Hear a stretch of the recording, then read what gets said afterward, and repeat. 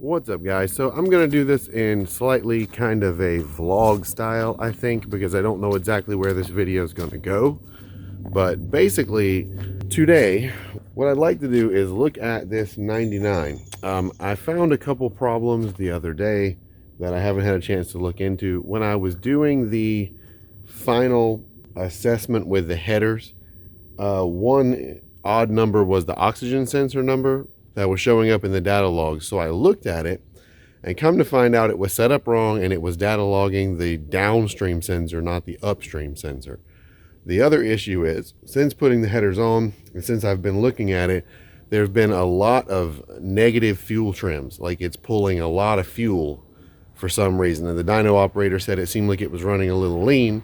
So I want to get into that. I want to look at possibly changing this oxygen sensor that's on the car and see what that looks like, and then we'll see what other kinds of stuff that I need to get into to fix that from there.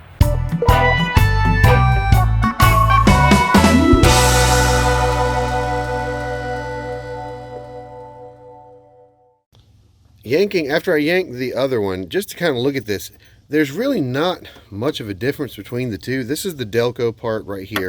This, I believe, is actually a Denso, is what I used last time. So it's not factory for this car, but it looks like it's made really similarly. I mean, the wire's a little bit longer, some other minor differences. The head's a little bit different shaped. So I don't know, but I'm just going to put this in there and we'll see what it looks like.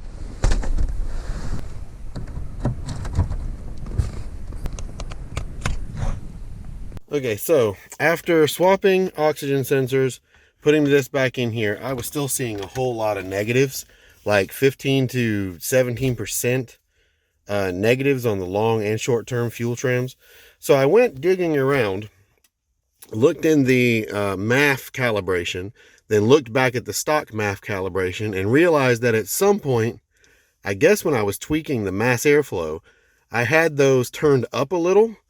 So I reset that all to stock.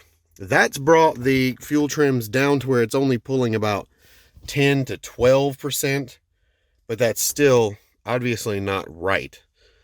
So it looks like we're going to have to do a little bit more digging into this thing.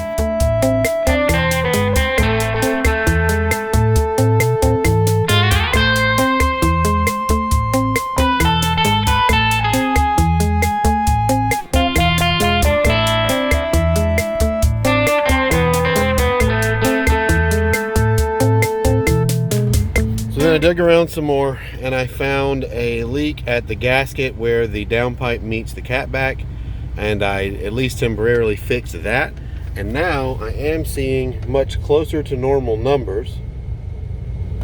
Still negative, but not nearly as negative as they were.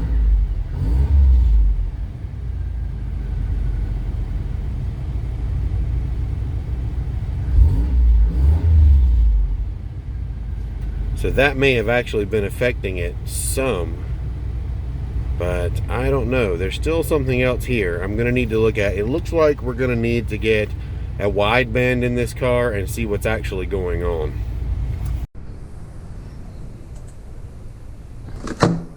So here we have the AEM wideband that I ordered. Here's everything that comes in the box. First of all, a sticker. We love stickers. Second of all, it comes with the oxygen sensor itself, which is a wideband and calibrated for this use. Here's your main wiring harness, which goes between the sensor and the gauge itself. A weld-in O2 sensor bung, which I had a couple of anyway. Rubber band. Some butt connectors for connecting wires. The wiring harness for the actual gauge. This is where your power and stuff runs from there. The gauge itself. And then in separate face plates, so you can do black on black or silver on white. Slightly more in depth, just to show you a little bit of this. A couple features I like. So with this gauge, we are going to be using this setup, which is the black on black, because that'll match my other gauge. This is the little bracket that comes with it. You just unscrew these and pull this off, put it back on. That's what holds it in. But if you were to need it, the white on silver face gauge face is pretty nice too, and they just swap back and forth really easily. The main wiring is plug and play, which is nice. You've got your plug here for the oxygen sensor, you've got your plug here for the gauge, and that's it. No breaks between, easy to do. You just have to run it through the firewall basically. Then this is your wiring for the gauge itself. Now for what I'm going to be doing, you'll notice there's 4 wires here. You're going to have your typical hot and ground like you would have with any gauge. Fortunately, I already ran that over to that side where the gauges are.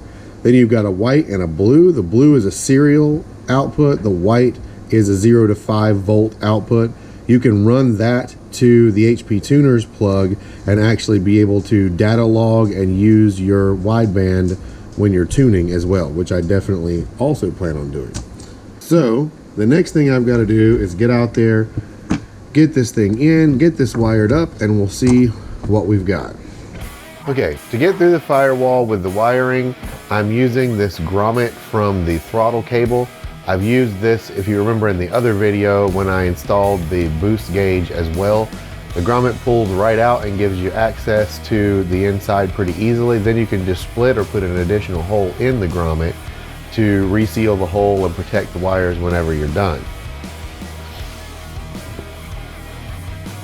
Once you feed it through the firewall well enough that you can reach it from the inside, the next thing you're going to have to do is go in and pull the carpet down like this, and it will come out under this piece of padding just like this. Then it's just a matter of feeding it behind the center console over to the left side, then up through the dash and into this little opening right here, which is where I also ran my power and ground for my other gauge. This gauge holder just pops up out of the way like this so I can access it, but you do have to pull the A pillar covered down and out to be able to get the wiring through that gap.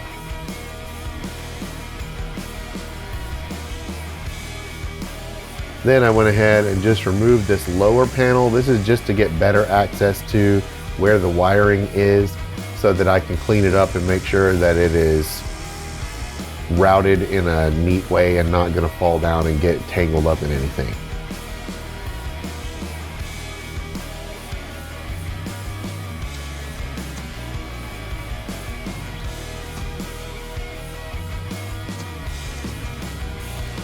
Here you can see where I've got it routed here, and then you just can push it straight up from the bottom straight into this section.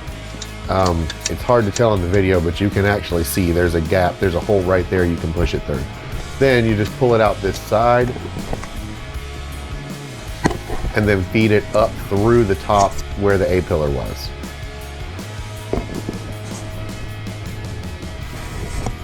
Here you see I've got the gauge already mounted and I've got the wiring all plugged in. You're just going to feed the power wiring back down, and I've got it connected to the same power and ground as the other. So installing the sensor is just as easy as installing basically any sensor. I used for the time being the bung for the downstream O2 sensor, since I don't need it because there's no cat on this car anyway, and I have it tuned out. So I'm using that one. I just zip tied it and ran it pretty much the same routing as the factory wiring up until it met. Then I pulled the slack through and hit it in the floorboard. So the only thing left to do is make sure it works and add it to the tuning software. This is super easy. I'll show you how to do it in case you don't know, but I've already added it. But basically you're just going to make sure you're not data logging at the moment. You're going to go into right here and click on add channel. Then you just go down to your MVP1 Pro, select input 1, and then when it shows up, it'll be right here. You just right click it, go to transform, find AEM 4110, and that's it. It's preloaded, pre-calibrated, ready to go. So the only thing left to do now is fire it up and make sure everything works.